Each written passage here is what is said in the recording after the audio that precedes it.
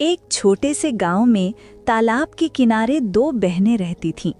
बड़ी बहन सीमा का पति काफी समय से बीमार था। घर की हालत ठीक नहीं थी, इसलिए वो रोज अपनी छोटी बहन राधा के घर काम करने जाती थी। राधा की शादी एक धनी व्यापारी से हुई थी। उसके घर में किसी चीज की कमी नहीं थी, लेकिन उसका स्वभाव बहुत कंजूस और स्वार्थी था। हर सुबह सीमा जल्दी जल्दी अपने घर का सारा काम निपटाती और फिर राधा के घर की ओर निकल पड़ती ताकि कुछ मेहनत करके अपने घर का गुजारा कर सके। अरे दीदी, आज फिर तुम्हें देर हो गई। सुबह सुबह इतने बड़े घर का काम पड़ा रहता है और तुम आराम से घर पर बैठी रहती हो। थोड़ा जल्दी आना चाहिए था। खैर, अब आ ही दी हूँ तो चलो काम में लग जाओ। माफ करना बहन, मेरा छोटू रात भर पेट दर्द से रोता रहा, इसलिए देर हो गई। मैं जल्दी जल्दी सब काम कर दूंगी। ठीक है, चलो पहले आंगन और बरामदे को अच्छे से साफ कर दो। घर बिल्कुल चमकना चाहिए। उसके बाद रसोई में जाकर सारे बर्तन धो देना। और हाँ, काम बिल्कुल ठीक से होना चाहिए। सीमा तुरंत काम में लग जाती है। सबसे पहले राधा के घर का आंगन, बरामदा और सारे कमरों में झाड़ू पोंछा करती है। वो एक एक कोना अच्छे से साफ करती है। फिर बर्तन धोने बैठ जाती है। उधर राधा आराम से बैठकर चाय पीती रहती है। अच्छा सुनो, सारे काम तो तुमने कर ही दिए हैं। अब ये चावल रखे हैं, इनमें से अच्छे दाने अलग कर दो। टूटे हुए चावल और कचरा अलग कर देना। मेरे घर में सिर्फ अच्छे चावल ही बनते हैं, समझी? और फिर जल्दी से रसोई में जाकर दोपहर का खाना भी बना देना। सीमा चुपचाप बैठकर चावल साफ करने लगती है। फिर रसोई में जाकर खाना बनाने लगती है। वो अपने मन में सोच रही होती है कि राधा ने कहा था कि वो पैसे तो नहीं देगी, लेकिन रोज के काम के बदले अनाज देगी। सीमा को उम्मीद थी कि इन चावलों में से उसे भी थोड़ा अच्छा हिस्सा मिलेगा। राधा, जैसा तुमने कहा था, मैंने अच्छे चावल और टूटे हुए चावल अलग अलग कर दिए हैं। तुम देख लो। सारे काम खत्म करने के बाद सीमा अपने घर लौटने लगती है। तभी राधा उसे आवाज देकर रोक लेती है। रुको दीदी, ये लो ये टूटे हुए चावल। मेरे घर में तो कोई इन्हें नहीं खाता, इसलिए तुम ही ले जाओ। तुम्हारे घर में तो ये आराम से सब खा लेंगे। राधा टूटे फूटे दानों वाला थोड़ा सा चावल एक थैली में डालकर सीमा को थमा देती है। सीमा बिना कुछ कहे चावल ले लेती है और घर की ओर चल पड़ती है। उसकी आंखों में आंसू होते हैं, लेकिन होठों पर एक भी शिकायत नहीं आती, क्योंकि वो जानती थी कि उसकी मजबूरी और गरीबी में यही चावल भी उसके लिए बहुत कीमती है। सीमा घर जाकर वही चावल बनाती है और अपने पति व बच्चे को खिला देती है। अगली सुबह फिर वही सिलसिला शुरू हो जाता है। सुबह सुबह सीमा दरवाजे पर दस्तक देती है। अरे दीदी, आज तो जल्दी आ गई। अच्छा हुआ। सुनो, आज मेरा मछली खाने का बहुत मन है।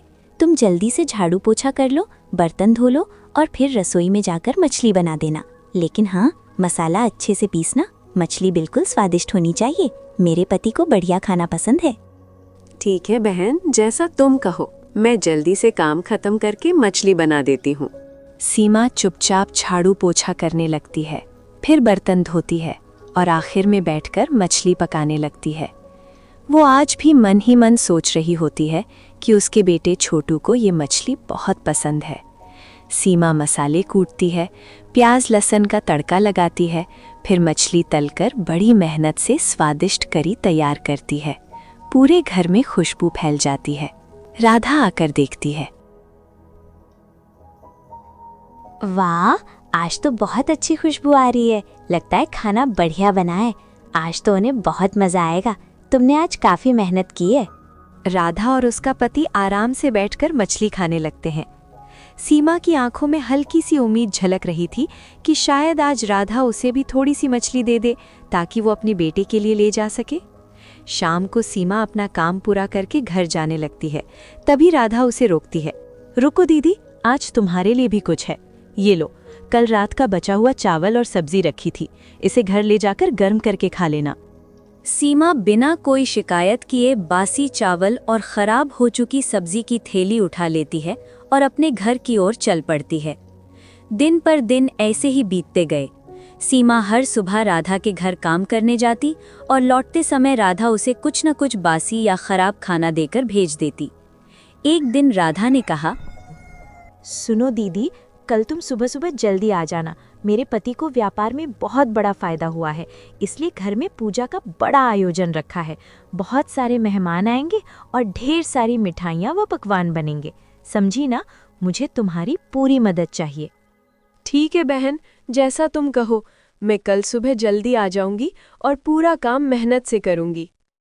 अगली सुबह सीमा जल्दी उठकर अपने घर का सारा काम निपटाकर निकल रही थी कि तभी उसका बेटा बाहर आ गया। माँ, आज तुम इतनी सुबह सुबह कहाँ जा रही हो? मौसी के घर तो तुम रोज बाद में जाती हो, फिर आज इतनी जल्दी क्यों? सीमा ने प्यार से कहा। बेटा, आज तेरे मौसी के घर बड़ा आयोजन है। तेरे मौसा को व्यापार में बहुत लाभ हुआ है, इसलिए वहाँ पूजा रखी गई है। बहुत सारे मेहमान आएंगे और ढेर सारी मिठाइयाँ और पकवान बनेंगे, इसलिए मुझे आज जल्दी जाना पड़ रहा है।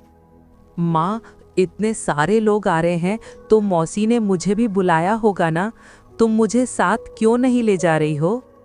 अरे बेटा, तेरे पिताजी की तबीयत ठीक नहीं है। अगर तू मेरे साथ चला जाएगा तो वो घर पर अकेले रह जाएंगे।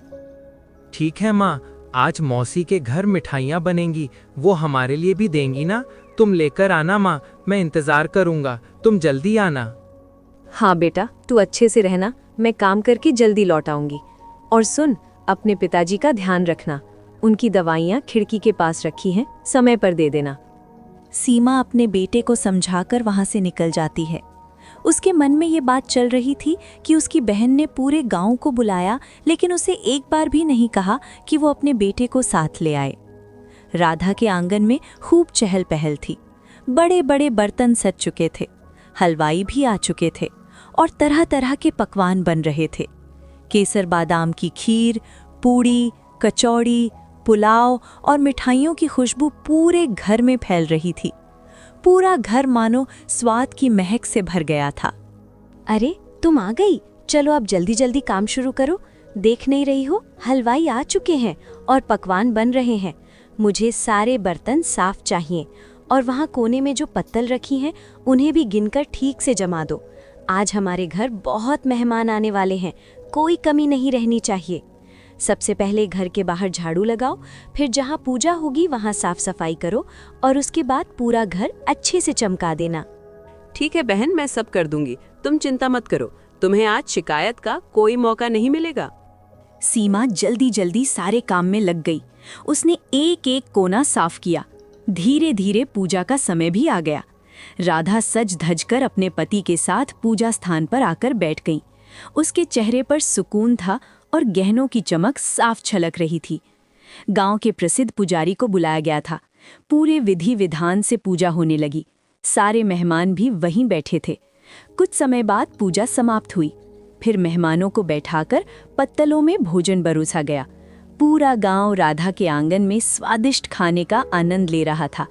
खीर की खुशबू, मिठाइयों का स्वाद और पकवानों की रौनक चारों ओर फैल गई थी। हर कोई खाने की तारीफ कर रहा था। धीरे धीरे सभी मेहमान भोजन करके अपने अपने घर चले गए। अब घर में शांति हो गई थी, लेकिन अभी भी बहुत सारे पकवान और मिठाइयाँ बची हुई थीं। राधा बोली, अरे दीदी, आज तो भगवान की कृपा से बहुत बड़ा आयोजन हो गया। इतने सारे पकवान बने और इतने मेहमान आए, लेकिन देखो अभी भी कितनी मिठाइयाँ और खाने की चीज़ें बची हुई हैं। तुम ऐसा करो, इन सबको उठाकर रसोई में ठीक से रख दो और जो मिठाई के बर्तनों में नीचे चूरा और शक्कर जमा है उसे निकालकर अलग कर देना।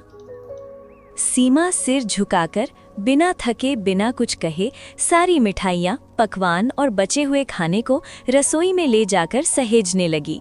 राधा अपने कमरे में एक पोटली लिए खड़ी थी। उसने सीमा को अंदर बुलाया। लो दीदी, ये तुम्हारे लिए है। बड़े बर्तनों में जो मिठाइयों के टूटे फूटे टुकड़े बचे थे और किनारों पर चिपकी हुई चीनी है, ये सब तुम ले जाओ, अपने बेटे को खिला देना, क्योंकि मेरे घर में तो ये कोई नहीं खाता। सीमा चुपचाप वो मिठाई के टुकड़े लेकर घर की ओर निकल पड़ी। उसने एक शब्द भी नहीं कहा। आज उसे समझ आ गया था कि उसकी बहन के दिल में जरा भी इंसानियत नहीं है। रोते रोते ठोकर खाते हुए सीमा जब जंगल के रास्ते से गुजर रही थी, तभी उसकी नज़र एक पुराने मंदिर पर पड़ी। गांव में मान्यता थी कि उस मंदिर की रक्षा स्वयं नाग देवता करते हैं और जो भी सच्चे मन से उनसे कुछ मांगता है वो खाली हाथ नहीं लौटता। हे नाग देवता, आज मैं आपके चरणों में आखिरी बार आई हूँ। अब मुझसे ये गरीबी और बेबसी सहन नहीं होती। रोज रोज के अपमान से मेरा दिल टूट चुका है।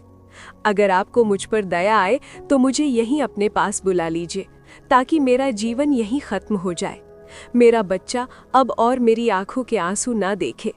आज भी वो मासूम मेरा इंतजार कर रहा होगा कि माँ मिठाई लेकर आएगी, लेकिन मैं तो बस ये शक्कर का चूरा और टूटे हुए टुकड़े लेकर लौट रही हूँ। मैं उसे क्या जवाब दूंगी? कह दूंगी कि तेरी माँ दूसरों के घरों में काम करती है और बदले में बस ऐसे ही टुकड़े लेकर आती है। हे नागदेव, अब मुझ पर दया कीजिए और मुझे यहीं अपने विष से मुक्ति दे दीजिए। सीमा की हर बात नागदेव तक पहुंच रही थी। उन्होंने सब कुछ सुना, लेकिन उसे डसा नहीं। उनकी आंखों में करुणा झलक रही थी। सीमा रोते रोते वहां से जाने लगी।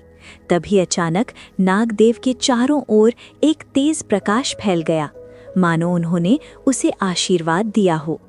जब सीमा अपने घर के बाहर पहुंची तो उसका बेटा दरवाजे पर बैठा उसका इंतजार कर रहा था। उसकी आंखों में चमक और चेहरे पर मासूम उम्मीद थी। माँ, तुम आ गई। देखो ना, मैं कब से तुम्हारा इंतजार कर रहा था। क्या तुम मेरे लिए मिठाई लाई हो? जल्दी से पोटली खोलो ना, मुझे आज मिठाई और पकवान खाने हैं। सीमा कांपते हाथों से पोटली खोलती है और तभी एक चमत्कार होता है। उस पोटली में ढेर सारी रंग बिरंगी मिठाइयाँ, लड्डू, जलेबी, पेड़ा, कचौड़ी और स्वादिष्ट पकवान भरे हुए थे। उसका बेटा खुशी से उछल पड़ा और मिठाइयाँ खाने लगा। हे भगवान, ये कैसे हो गया? मैं तो सिर्फ चूरा और शक्कर लेकर आई थी, ये सब कहाँ से आ गया? वो समझ ही नहीं पा रही थी कि ये कैसे हुआ। सीमा धीरे धीरे घर के अंदर गई और वहां का नज़ारा देखकर उसकी आंखें खुली की खुली रह गई। उसका घर सोने चांदी से भरा हुआ था। इतना ही नहीं, उसका बीमार पति जो महीनों से बिस्तर पर पड़ा था, अचानक उठकर खड़ा हो जाता है। उसके चेहरे पर चमक और शरीर में नई ताकत थी। हे भगवान, ये कैसा चमत्कार है? ये सारा घर सोने चांदी और हीरे जवाहरात से कैसे भर गया? और आप भी ठीक हो गए, अपने पैरों पर खड़े हैं? उसका पति हैरानी से बोला, अरे सीमा, ये सब क्या हो गया? मैं तो उठ भी नहीं पाता था और आज मुझे बिल्कुल ठीक लग रहा है। और इतना धन हमारे घर में कहाँ से आ गया? उसका बेटा भी मासूमियत से सवाल पर सवाल करने लगा। तब सीमा ने अपने पति और बेटे को सारी बात बता दी। ये सब नागदेव की कृपा है। मैं तो राधा के घर से सिर्फ शक्कर और चूड़ा लेकर निकली थी। रास्ते में मंदिर में रुक गई और अपनी सारी पीड़ा उन्हें बता दी। मैंने तो उनसे यही कहा था कि अब मुझसे ये जीवन नहीं संभलता, लेकिन उन्होंने मुझे मारा नहीं, बल्कि मेरी पुकार सुन ली। देखो, उनकी कृपा से आज हमारा जीवन बदल गया। उस दिन के बाद सब कुछ बदल गया। जो परिवार पहले गरीबी और दुख में जी रहा था, अब उसका जीवन खुशियों से भर गया था। अगले ही दिन सीमा अपने परिवार के साथ गांव में बने एक नए, सुंदर और बड़े घर में रहने चली गई। 3 दिन बीत गए। अब सीमा अपने नए घर में सुख और शांति से रह रही थी। उसके चेहरे पर अब चिंता नहीं, बल्कि संतोष और खुशी झलक रही थी। उसका पति भी पूरी तरह ठीक होकर फिर से अपना काम संभालने लगा। उधर राधा अपने घर में बैठी सोच रही थी कि आखिर सीमा काम पर क्यों नहीं आ रही है। अरे 3 दिन हो गए, लेकिन सीमा अभी तक काम पर क्यों नहीं आई? न सफाई करने, न बर्तन धोने, न ही रसोई का काम। कहीं बीमार तो नहीं पड़ गई, या फिर कोई और बात है? इतना सोचकर राधा ने अपने नौकर को बुलाया। अरे सुनो, तुम अभी जाकर देखो कि मेरी बड़ी बहन कहाँ है। वो काम पर नहीं आ रही, जाकर पता लगाओ क्या बात है। नौकर तुरंत सीमा के घर की ओर चल पड़ा। वहां पहुंचकर जैसे ही उसने घर के अंदर कदम रखा, उसकी आंखें हैरानी से फैल गईं। उसने देखा कि अब उनका घर नया और बहुत बड़ा हो चुका था। उसका पति भी पूरी तरह ठीक होकर खेत की ओर जा रहा था। नौकर ने चुपके से अंदर झांका तो देखा कि सीमा अपने बेटे के साथ बड़े आराम से बैठी थी। चारों तरफ सुख और समृद्धि नजर आ रही थी। वो हैरान रह गया। हे भगवान, ये मैं क्या देख रहा हूँ? कुछ दिन पहले तक तो इनकी हालत बहुत खराब थी और अब तो जैसे किसी बड़े महल में रह रहे हों।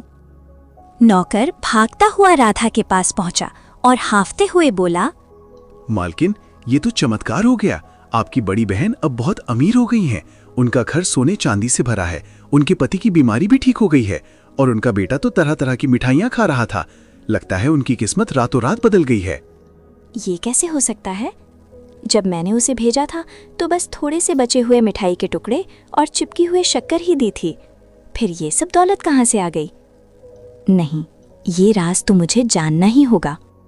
शाम को जब राधा का पति घर लौटा तो उसने तुरंत उससे कहा, सुनते हो जी, आपको पता है मेरी बड़ी बहन सीमा अचानक बहुत अमीर हो गई है। उसका टूटा फूटा घर अब महल जैसा बन गया है। उसके पति की बीमारी भी ठीक हो गई। मुझे समझ ही नहीं आ रहा कि ये सब एकदम से कैसे हो गया। अरे वाह, ये तो बहुत अच्छी बात है। तुम्हारी बहन ने बहुत तकलीफें झेली हैं। तुम जाकर उसी से पूछ लो कि आखिर ये सब कैसे हुआ। राधा ने मन ही मन ठान लिया कि वो इस रहस्य को जरूर जानेगी। वो तुरंत तैयार होकर सीमा के घर की ओर निकल पड़ी। वहां पहुंचकर जैसे ही उसने महल जैसा घर देखा, उसकी आंखें हैरानी से फैल गई। उसके मन में जलन और आश्चर्य दोनों एक साथ उठने लगे। फिर वो अंदर गई और बोली, अरे बहन, तू काम पर नहीं आ रही थी तो मुझे तेरी चिंता हो गई थी, इसलिए मैं तुझसे मिलने चली आई। लेकिन ये सब कैसे हुआ? तू इतनी अमीर कैसे बन गई? मुझे भी बताना, आखिर क्या हुआ कि तू रातों रात इतना सब पा गई? राधा, तुम जो मुझे रोज बचे खुचे चावल और सब्जी देती थी और उस दिन जो मिठाई का चूरा और शक्कर दी थी, मैं वही सब लेकर घर लौट रही थी। रास्ते में मुझे नागदेव के मंदिर पर रुकना पड़ा। मैंने उन्हें अपनी सारी तकलीफ बता दी और उनकी कृपा से ये सब बदल गया। सीमा की बात सुनकर राधा के मन में जलन और बढ़ गई। उसके अंदर का लालच अब और तेज हो गया था।